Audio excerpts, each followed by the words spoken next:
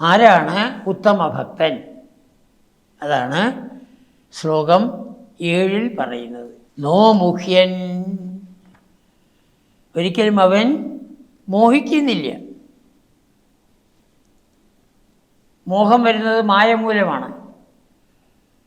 മായ ഭഗവാന്റെ ശക്തിയാണെന്ന് മനസ്സിലാക്കി മായയെ മാറ്റി നിർത്തി ഭഗവാനെ തന്നെ ഇപ്പോൾ പ്രാപിക്കുകയാണ്. നോ മുഖ്യൻ. എന്തൊക്കെയാണ് നമ്മളെ ആദ്യം മോഹിപ്പിക്കുക? ക്ഷുത് തൃഷ്. ക്ഷുത് വിശപ്പ്, തൃട്ട് ദാഹം. ബാക്കി എന്ത് വേണമെങ്കിലും നമുക്ക് വേണ്ടാന്ന് വയ്ക്കാം. ഇത് രണ്ടും ഇല്ലാതെ പറ്റില്ല. ക്ഷുത് തൃഷ്.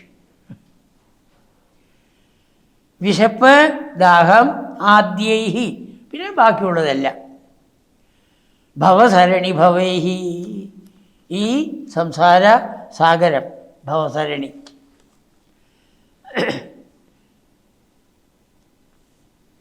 ഇതുകൊണ്ട് അന്ധക്കരണം പല വിധത്തിൽ ഭ്രമിക്കുകയാണ്. ഭവസരണിയിൽ നാം സഞ്ചരിക്കുന്നതുകൊണ്ട് അന്ധക്കരണം പലവിധ കർമ്മങ്ങളെക്കുറിച്ച് ചിന്തിച്ച് അങ്ങനെയുള്ള ആള് ത്വന്നിലീനാശയത്വാൽ, മെല്ലെ മെല്ലെ ആശയം, ആ ഹൃദയം, മനസ്സ് ഭഗവാനിൽ അങ്ങനെ മുഴുകണം. ത്വന്നിലീനാശയത്വാൽ ചിന്താ സാധത്യശാലി. അന്ധക്കരണം മുഴുവൻ ഭഗവാനെ കൊണ്ടങ്ങനെ നിറയുമ്പോഴോ ഭഗവത് ചിന്തയാണ് വരുന്നത്. സാധത്യശാലി, സതതം എല്ലായ്പ്പോഴും ആ ഭഗവാനെക്കുറിച്ച് തന്നെ ചിന്തിക്കാൻ നമുക്ക് സാധിക്കുന്നു. അതിൽ നിന്ന് അല്പം പോലും തെറ്റിപ്പോകുന്നില്ല. നിമിഷലവമതി, നിമിഷലവമതി, ഒരു നിമിഷം പോലും അതിൽ നിന്ന് വിടാതെ കണ്ട് ത്വൽപദാത് അപ്രകമ്പഹ, ആ ഭഗവത് പാദങ്ങളിൽ നിന്ന് മാറി പോകുന്ന വസ്തുയില്ല. ആ ചിന്തയെ വേണ്ട. എന്നിട്ടോ ഇഷ്ടാനിഷ്ടേഷു, ജീവിക്കുന്ന ആ സമയത്ത് സുഖവും വരും ദുഃഖവും വരും, ഇഷ്ടം അനിഷ്ടം. പക്ഷെ അതിൽ രണ്ടിൽ നമ്മൾ എങ്ങനെ ഇരിക്കണം? തുഷ്ടി വ്യസനവിരഹിതോ. ചിലപ്പോൾ സന്തോഷം, ചിലപ്പോൾ ദുഃഖം, രണ്ടും പാടില്ല. തുഷ്ടി വ്യസന വിരഹിത, അത് രണ്ടുമില്ലാതെ കണ്ട് എങ്ങനെ അതിനില്ലാതെ മാറ്റുക? മായികത്വ അവബോധ, ഇത് മായ മൂലമാണ് അങ്ങനെ ഇതാവുന്നത്, ഇത് വാസ്തവത്തിലുള്ളതല്ല എന്ന ജ്ഞാനം വേണം ആദ്യം. എന്തെന്തിവിടെ സംഭവിക്കുന്നുവോ അത് മായ മൂലം സംഭവിക്കുന്നതാണ് എന്ന് മനസ്സിലാക്കി ആ ഭഗവാനെ തന്നെ ഭജിച്ചുകൊണ്ട് ആ ഭഗവാന്റെ രൂപത്തിനെ നിരന്തരം ധ്യാനിച്ചുകൊണ്ട് ജ്യോത്സ്നാഭി ത്വന്നഖേന്തോഹോ ത്വന്നഖേന്തോഹോ, ഹേ ഭഗവാൻ, അങ്ങയുടെ നഖങ്ങളിലെ നഖമാകുന്ന ചന്ദ്രൻ, അതിൽ നിന്ന് വരുന്നതായ പ്രകാശകിരണങ്ങൾ, അതിനെ തന്നെ ധ്യാനിച്ചുകൊണ്ട് ഭഗവാന്റെ വിവിധ അവയവങ്ങളെക്കുറിച്ച് വീണ്ടും വീണ്ടും കണ്ണുകളെ, പല്ലുകളെ, ഓരോ ഭാഗം എടുത്തെടുത്ത് ചിന്തിക്കുക. അതിൽ ഭഗവാന്റെ നഖം തന്നെ ഒരു ചന്ദ്രനെ പോലെ പ്രകാശകിരണങ്ങൾ വർഷിക്കുന്നതാണ്. അധിക ശിശിരിതേന, നല്ല തണുപ്പ്, ചന്ദ്രൻ വരുമ്പോൾ തണുപ്പാണ്, ഇത് അതിനേക്കാളും അധിക ശിശിരിതേന ആത്മനാ സഞ്ചരേയം, എൻ്റെ മനസ്സ് എന്തെന്നില്ലാത്ത സന്തോഷം. എന്തുകൊണ്ട്? ഭഗവാൻ എന്നെ ഈ വിധത്തിൽ മായയിൽ നിന്ന് മാറ്റി ഭഗവാനിലേക്ക് അടുപ്പിക്കുന്നു എന്നുള്ളതായ ആ സന്തോഷം. അങ്ങനെ അധീശിതീനാത്മന സഞ്ചരേയം, സഞ്ചരിക്കാൻ സാധിക്കണേ, അനുഗ്രഹിക്കണേ. ഞാൻ അതിന് ശ്രമിക്കുന്നുണ്ട്, പക്ഷേ കിട്ടുമോ എന്നുള്ള കാര്യം ഉറപ്പ് പറയാൻ വയ്യ. അത് അങ്ങ് തന്നെ വേണമെന്നർത്ഥം. അപ്പോൾ ശരിയായ ഒരു ഭക്തൻ നിരന്തരം ഭഗവാനെ ഭജിച്ചു കൊണ്ടിരിക്കണം. അവൻ ഈ തത്വം മനസ്സിലാക്കി. എങ്ങനെ മനസ്സിലാക്കി?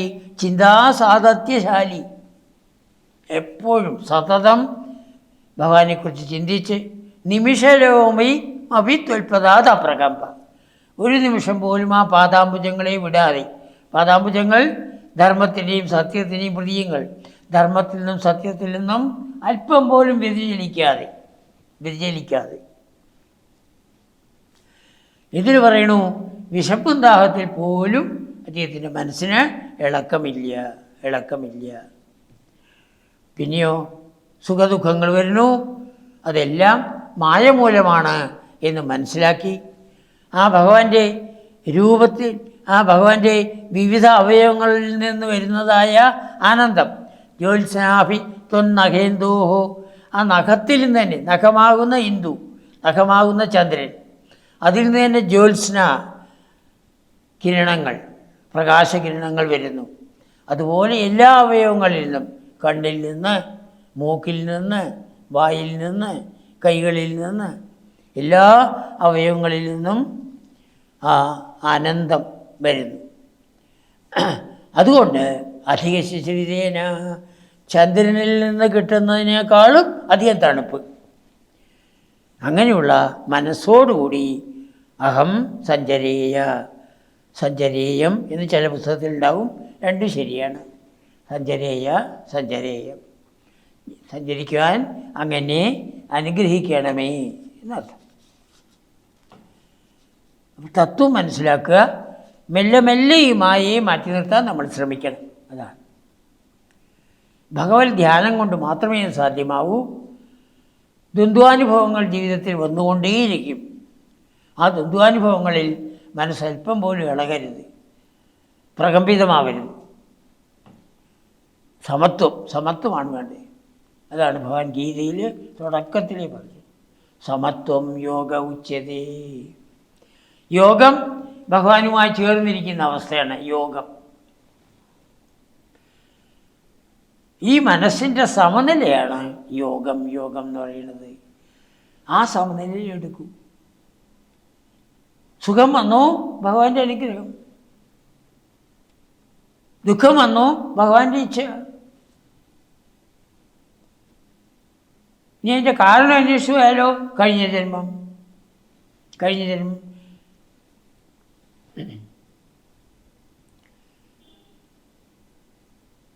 3 തരത്തിലുള്ളതായ അനുഭവങ്ങളാണ് നമുക്കുള്ളത്. സുഖം, ദുഃഖം, സുഖദുഃഖ സമ്മിശ്രം. ഈ 3ഉം നമ്മൾ തന്നെ കഴിഞ്ഞ ജന്മത്തിൽ നിന്ന് നമ്മുടെ കർമ്മങ്ങൾ കൊണ്ട് നേടിയതാണ്. അത് അടുത്ത ജന്മത്തിലാണ് അനുഭവിക്കുന്നത്. ഇപ്പം നമ്മൾ അനുഭവിച്ചു കൊണ്ടിരിക്കുന്നത് കഴിഞ്ഞ ജന്മത്തിൽ. ഈ ജന്മത്തിൽ ചെയ്ത സൽക്കർമ്മങ്ങൾ അടുത്ത ജന്മത്തിൽ. അതുകൊണ്ട് ഈ ജന്മം നന്നാക്കൂ. അനിഷ്ടമിഷ്ടം മിശ്രം ച ത്രിവിധം കർമ്മണഫലം ഭവത്യത്യാഗിനാം പ്രേത്യ നതു സന്യാസിനാം ക്വചിത്. 18 അധ്യായത്തിൽ 12. അനിഷ്ടം ദുഃഖം, അതെ, ദുഃഖം. ഇഷ്ടം സുഖം, മിശ്രം സുഖദുഃഖ സമ്മിശ്രം. അനിഷ്ടമിഷ്ടം മിശ്രം ച ത്രിവിധം കർമ്മണഫലം. എല്ലാ കർമ്മത്തിനും ഈ 3 ഫലങ്ങൾ ഒന്നായിരിക്കും. ഇതെപ്പോഴാണ്? ഭവത്യത്യാഗിനാം പ്രേത്യ, മരിച്ചിട്ട് അടുത്ത ജന്മത്തിലാണ് ഇത് സംഭവിക്കുന്നത്. നതു സന്യാസിനാം ക്വചിൽ, സന്യാസികളെ ഇത് ബാധിക്കുന്നില്ല. കാരണം അവർ കർമ്മം ചെയ്യുമ്പോൾ കർമ്മഫലത്തിനെക്കുറിച്ച് ചിന്തിക്കുന്നില്ല. കർമ്മഫലം ഭഗവാന് വിട്ടുകൊടുക്കുന്നു, ഭഗവാൻ സമർപ്പിക്കുന്നു. എത്ര പേര്? 1 2 പേര്, എത്രയേ ഉള്ളൂ. എല്ലാവർക്കും സാധിക്കൂ? ഇല്ല. അപ്പോൾ ആ വിധത്തിൽ മനസ്സ്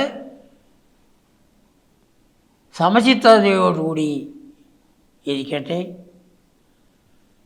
ആ സമചിത്തത നമ്മുടെ ഉള്ളിൽ എപ്പോഴും ആ ശീതളിമ പ്രദാനം ചെയ്യും. അതാണ് ഭഗവത് പ്രാപ്തി. അത് ജീവിതം ഉടനീളം അത് അനുഭവിക്കാൻ സാധിക്കണം. അതിനായിട്ട് അനുഗ്രഹിക്കണേ എന്നുള്ളതായ പ്രാർത്ഥന. അധിക ശിശിരിതേനാൽപ്പനാ സഞ്ചരേയ. ചന്ദ്രനിൽ നിന്ന് കിട്ടുന്ന തണുപ്പിനേക്കാൾ അധികം തണുപ്പോടുകൂടി. ഈ തത്വം മനസ്സിലാക്കുമ്പോഴേ അത് ചെയ്യാവുള്ളൂ. അങ്ങനെയുള്ള മനസ്സ് എനിക്ക് വേണം. അത് ഭഗവാനെ എല്ലാം ഭഗവാനിൽ അർപ്പിച്ച് ഭഗവാനെ അംഗീകരിച്ചാൽ മാത്രമേ അത് സാധ്യമാവൂ. അതിന് എന്നെ അനുഗ്രഹിക്കണേ, അങ്ങനെ സഞ്ചരിക്കാൻ എന്നെ അനുഗ്രഹിക്കണേ